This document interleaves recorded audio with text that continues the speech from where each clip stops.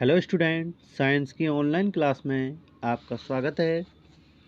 आपका जो 12th chapter चल रहा था घर्षण, जिसमें हमने घर्षण के बारे में कुछ पॉइंटों को समझ लिया था कि घर्षण किसे कहते हैं, घर्षण बल क्या होता है। उसके बाद हमने घर्षण को प्रभावित करने वाले कारकों के बारे में पढ़ लिया था। घर्षण को प्रभावित करने वाले कारकों में हमने कुछ पॉइंटों को यहाँ पर क्रियाकलाप करके भी मैंने आपको समझाया था कि घर्षण बल को प्रभावित करने वाले कारक कौन कौन से होते हैं।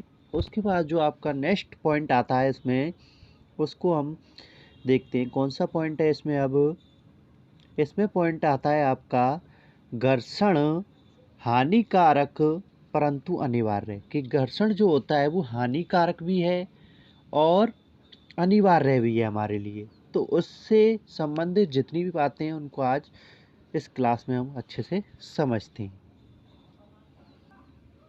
घर्षण हानिकारक परंतु अनिवार्य है। अब अपने कुछ अनुभवों को याद कीजिए। किसी कांच के गिलास अथवा किसी कुल्हड़ में से किसे पकड़ें रखना आसान है। आप जानते हो कि जो कांच का गिलास होता है वो उसकी जो सतह होती है, बाहरी जो पृष्ठ होता है वो चिकना होता है, जबकि जो कुल्हड़ है उसका जो बाहरी पृष्ठ होता है वो क्या होता है, उसमें कुछ जो सतह होती हैं उसमें अनियमितताएं पाई जाती है। एक तरीके से हम कह सकते हैं कि उसमें खुरदरापन उत्पन्न होता है, जिसके सहायता से हम कुल्हड़ को अधिक समय तक पकड़े रख सकते हैं। जबकि गिलास जो होता है चिकना होता है, यानी कि उसकी बाहरी सतह जो होती है वो चिकनी होती है, जिसके कारण उसे हम आसानी से पकड़ पाने में सक्षम नहीं हो पाते हैं। वो कुछ समय पश्चात ऐसा लगता है कि हमारे हाथों से जैसे कि छूट रहा हो, यानी कि नीचे गिरने से संबंधित संभावनाएं उसकी होती हैं। मान लीजिए कि किसी गिलास का बाहरी पृष्ठ चिकना है अथवा उस पर पकाने के तेल की परत चढ़ी है, तो क्या उसे हाथ में पकड़ना आसान होगा। अब इसमें एक आगे आएगी, जो कांच का गिलास है उस पर पकाने वाले तेल, यानी कि तेल की उस पर क्या चढ़ी हुई है, एक परत चढ़ी हुई है, क्या फिर हम उसको आसानी से पकड़ पाएंगे? बिल्कुल ही नहीं पकड़ पाएंगे, क्योंकि वो उसकी जो सतह है वो बिल्कुल चिकनी हो जाएगी और तेल की जो चिकनी सतह है वो हमें हाथ से उस गिलास को छोड़ने के लिए क्या करेगी, प्रेरित करेगी, प्रभावित करेगी। आसान होगा अथवा अधिक कठिन हो जाएगा। देखिए इसमें कहा गया है हाथ में पकड़ना आसान होगा अथवा कठिन। हमें गिलास को पकड़ना बहुत ही कठिन हो जाएगा। जरा सोचिए, यदि घर्षण ना हो तो क्या आपके लिए गिलास को पकड़े रखना संभव हो पाएगा? देखिए यदि घर्षण नहीं होगा तो हम उस गिलास को आसानी से पकड़ नहीं सकते। ठीक है, यानी कि हमें उसे पकड़ना संभव नहीं हो पाएगा। यह भी याद कीजिए कि मार्बल के गीले फर्श अथवा कीचड़ वाली पगडंडी, पगडंडी का मतलब होता है कि कच्चा रास्ता, जो मिट्टी का या कीचड़ से बना हुआ जो कच्चा रास्ता होता है, पगडंडी उसे बोला जाता है। उस पगडंडी पर चलना कितना कठिन होता है। बरसात के दिनों में आपने देखा होगा कि जो मिट्टी है वो गीली हो जाती है, और गीली मिट्टी जो होती है, कुछ मिट्टी चिकनी भी होती है, उस चिकनी मिट्टी पर चलना बहुत ही कठिन होता है। उसी प्रकार मार्बल के गीले फर्श पर भी चलना बहुत कठिन होता है हमें। क्या आप घर्षण ना होने की स्थिति में चलने की कल्पना कर सकते हैं? देखिए जब इस स्थिति में घर्षण नहीं होगा तो हमें चलना बहुत ही कठिन होगा, क्योंकि घर्षण के कारण ही हम किसी भी सतह पर या किसी भी पृष्ठ को पकड़ सकते हैं या किसी सतह पर चल सकते हैं। यदि घर्षण ना हो तो आप पेन अथवा पेंसिल से नहीं लिख सकते। बिना घर्षण के हम ना तो पेन से लिख सकते हैं और ना ही पेंसिल से लिख सकते हैं। जब आपके शिक्षक चौक से श्यामपट्ट पर लिखते हैं तो श्यामपट्ट का रुक्ष पृष्ठ, रुक्ष का मतलब उसमें जो खुरदरापन है, उसमें जो अनियमितताएं हैं पृष्ठ में, उस पृष्ठ रुक्ष पृष्ठ रगड़ द्वारा चौक के कुछ कणों को उतार देता है। मतलब चौक के कुछ जो कण होते हैं, उस अनियमितताओं वाली जो जो उसमें छिद्र होते हैं, अनियमितताएं होती हैं, उन उन छिद्रों में वो जो चौक के कण हैं उन पर स्थिर हो जाते हैं, यानी कि उन पर चिपक जाते हैं एक तरीके से। और जो चौक है उसकी लिखावट, उसके खुरदरेपन के कारण, अनियमितता के कारण हमें लिखा हुआ प्रतीत होता है उससे। अब देखते हैं इसमें आगे क्या दे रखा है। श्यामपट्ट से चिपक जाते हैं, यानी कि जो चौक के कण होते हैं वो श्यामपट्ट से चिपक जाते हैं और इस प्रकार श्यामपट्ट पर आपको लिखावट दिखाई देती है। यदि सड़क तथा वाहन के टायरों के बीच घर्षण ना होता, यदि सड़क और वाहन के टायरों के बीच घर्षण ना होता तो उन वाहनों की गति ना तो आरंभ की जा सकती थी और ना ही उन्हें रोका जा सकता था। ना तो हम वाहन को चला सकते थे, यानी कि उसकी गति को आरंभ कर सकते थे, या चलायमान किसी वाहन को रोक सकते थे। ठीक है, दोनों ही स्थिति इसमें दर्शाई गई है।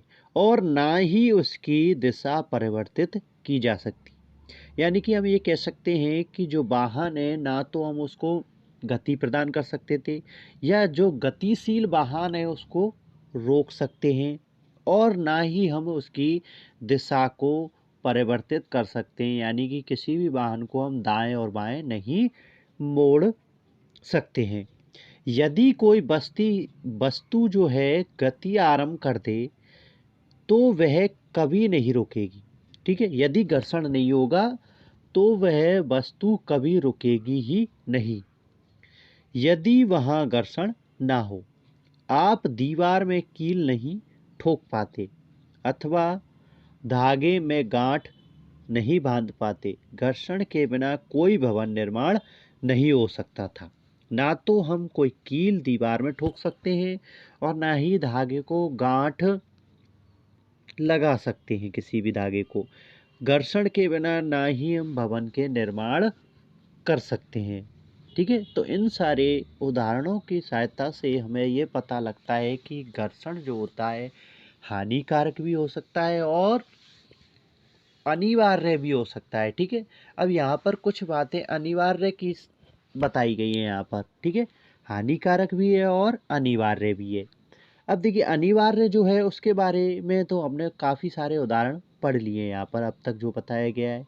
अब हानिकारक कैसे होता है उसके बारे में और समझते हैं। इसमें क्या दे रखा है। इसके विपरीत घर्षण हानिकारक भी है। घर्षण के कारण वस्तुएं घिस जाती हैं। ठीक है, चाहे वह पेच, बॉल बेयरिंग अथवा जूतों के सोल ही क्यों ना हो। ठीक है, जूतों के सोल ही क्यों ना हो। आप जूते जो पहनते हैं, जब आप उनको पहन करके चलते हैं किसी भी सड़क पर या मार्ग पर, ठीक है, तो कुछ समय पश्चात आपने देखा होगा जो चप्पल हैं या जूते हैं उनके जो सोल होते हैं वो नीचे से थोड़े से घिस जाते हैं। ऐसा किस कारण होता है? ऐसा घर्षण के कारण ही होता है, क्योंकि हमने बताया था कि जब घर्षण होता है दो सतहों के बीच जो अनियमितताएं होती हैं, उन अनियमितताओं के कारण ही कार्य करता है। घर्षण बल जो होता है दो सतहों या दो पृष्ठों की जो अनियमितताएं होती हैं, उन अनियमितताओं के कारण ही क्या करता है? कार्य करता है। ये सारी चीज़ें परिभाषाएं थी जो मैंने आपको ऑफलाइन क्लास में समझाई थी। उन्हीं को याद करते हुए यहाँ पर हमें कुछ पॉइंटों को अच्छे से समझते जाना है। आपने रेलवे स्टेशनों पर पैदल ऊपर ही पुलों की घिसी पिटी सीढ़ियाँ देखी होंगी, यानी कि जब आप रेलवे स्टेशन पर जाते हो तो आप जब पुल पर चढ़ते हो एक प्लेटफॉर्म से दूसरे प्लेटफॉर्म पर जाने के लिए, तो वहाँ की जो सीढ़ियाँ होती हैं वो थोड़ी सी घिसी पिटी यानी कि थोड़ी सी घिस जाते हैं। उनके जो पत्थर होते हैं वो घिसे हो जाते हैं, क्योंकि वहाँ से जो लाखों लोग हैं रात और दिन प्रतिदिन क्या करते हैं, चढ़ते हैं और वहाँ से उतरते हैं। तो वहाँ का जो पत्थर लगे होते हैं सीढ़ियों पर वो क्या होते हैं, घिस जाते हैं, क्योंकि घर्षण होता है लाखों लोगों के द्वारा। जब रात और दिन उन पर चढ़ा जाता है तो वहाँ घर्षण की वजह से उनके जो पत्थर होते हैं वो भी क्या हो जाते हैं, थोड़े से घिस जाते हैं। घर्षण से ऊष्मा भी उत्पन्न हो सकती है। कुछ मिनट तक आप अपनी हथेलियों को तेजी से एक दूसरे के साथ रगड़िए। जब दोनों हथेलियों को तेजी से एक दूसरे के ऊपर यानी कि दो सतहों को या दो पृष्ठों को जब एक दूसरे के ऊपर रगड़ा जाता है तो वहाँ पर हमें क्या प्राप्त होती है, ऊष्मा भी उत्पन्न होती है या ऊष्मा प्राप्त होती है। आप देख सकते हो कि आप अपनी हथेलियों को रगड़ते हो तो थोड़ी देर बाद जो हथेलियां हैं दोनों ही क्या हो जाती हैं, गर्म हो जाती हैं। ऐसा अधिकतर हम सर्दियों के दिनों में करते हैं। सर्दियों के दिनों में जब भी हाथ ठंडे हो जाते हैं तो हम अपनी दोनों हथेलियों को रगड़ते हैं और थोड़ी बहुत देर बाद हम ये देखते हैं कि दोनों हथेलियां हमारी क्या हो जाती हैं, रगड़ने से गर्म हो जाती हैं। आप क्या अनुभव करते हैं जब आप माचिस की तीली को किसी रुक्ष पृष्ठ यानी कि खुरदरे पृष्ठ से रगड़ते हैं, ठीक है, तो वह आग पकड़ लेती है। चित्र 12.10 में इसको दर्शाया गया है, ठीक है, उसको हम देख सकते हैं अभी। आपने ये देखा कि विद्युत मिक्सर को कुछ मिनट तक चलाने पर उसका जार गर्म हो जाता है, ठीक है। आप ऐसे बहुत से उदाहरण दे सकते हैं जिनमें घर्षण के द्वारा ऊष्मा उत्पन्न होती है। देखिए, आप दो पत्थरों को लेकर भी आपस में रगड़ते हैं तो उनमें भी क्या हो जाती है, थोड़ी देर बाद घर्षण के कारण ऊष्मा उत्पन्न होती है, यानी कि एक तरह की चिंगारी उत्पन्न होती है, ठीक है। उसे ही हम क्या कहते हैं, ऊष्मा कह सकते हैं। और में घर्षण उत्पन्न हो सकता है। आगे देखते हैं और क्या दर्शाया गया है इसमें। देखिए 12.9 जो आपका इसमें चित्र दिखाया गया है, इसमें हाथों को रगड़ने पर आप गर्मी अनुभव करते हैं, इस तरीके का इसमें चित्र दर्शाया गया है। दूसरा इसमें दर्शाया गया है कि माचिस की जो तीली होती है उसको रगड़ने से क्या उत्पन्न होती है, आग उत्पन्न होती है, क्योंकि ये सभी क्या है, घर्षण के उदाहरण है। घर्षण के कारण जो हानिकारक और जो अनिवार्य है उन कारकों के बारे में हम यहाँ से पढ़ रहे थे। तो हमने कुछ अनिवार्य कारकों के बारे में यहाँ से पढ़ा और कुछ हानिकारक जो प्रभाव पड़ते हैं उनके बारे में भी यहाँ से अच्छे से समझ लिया है यहाँ से। और आगे देखते हैं इसमें क्या दे रखा है। घर्षण के कारण माचिस की तीली को रगड़ने पर वह आग पकड़ लेती है, ठीक है। इसके बाद दे रखा है ऊष्मा उत्पन्न होती है। वास्तव में जब हम किसी मशीन का उपयोग करते हैं तो घर्षण से उत्पन्न ऊष्मा के कारण अत्यधिक ऊर्जा नष्ट हो जाती है, ठीक है।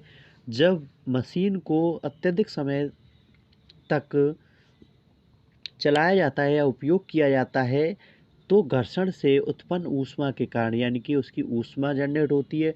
उस ऊष्मा के कारण क्या होता है, अत्यधिक ऊर्जा नष्ट हो जाती है। दो सतहों के आपस में टकराने से अनियमितताओं के कारण जो घर्षण उत्पन्न होता है उस घर्षण से ऊष्मा उत्पन्न होती है। उस ऊष्मा के अत्यधिक मात्रा में बाहर निकलने के कारण जो ऊर्जा होती है वो अत्यधिक नष्ट हो जाती है। निम्नलिखित अनुभाग में हम घर्षण को कम करने के उपायों के बारे में चर्चा करेंगे। यानी कि जो घर्षण है, घर्षण के कारण जो ऊष्मा का जो क्षरण हो रहा है, जो अत्यधिक रूप से जो ऊर्जा नष्ट हो रही है, उस ऊर्जा को नष्ट होने से किस तरीके से बचाया जा सकता है, उसके कारकों के बारे में, उसके उपायों के बारे में यहाँ पर हम चर्चा करेंगे। आपका जो नेक्स्ट पॉइंट है, घर्षण बढ़ाना तथा घटाना, यानी कि घर्षण को किस समय बढ़ाया जा सकता है और किस समय घटाया जा सकता है। अभी हमने यही पढ़ रहे थे कि घर्षण के कारण जो ऊष्मा नष्ट हो रही है, उसको कैसे हम उसको कम किया जा सकता है, कैसे घर्षण को बढ़ाया जा सकता है, ये हमें इस वाले पॉइंट में पढ़ने को मिलेगा कि घर्षण को बढ़ाना तथा घर्षण को घटाना। ये हम आप अब आपकी नेक्स्ट वीडियो में इसको समझाएंगे अच्छे से। तब तक के लिए आप इसी वीडियो के माध्यम से जितना भी पढ़ा है उसको अच्छे से पढ़ें, समझें। आज की क्लास यहीं समाप्त होती है। धन्यवाद।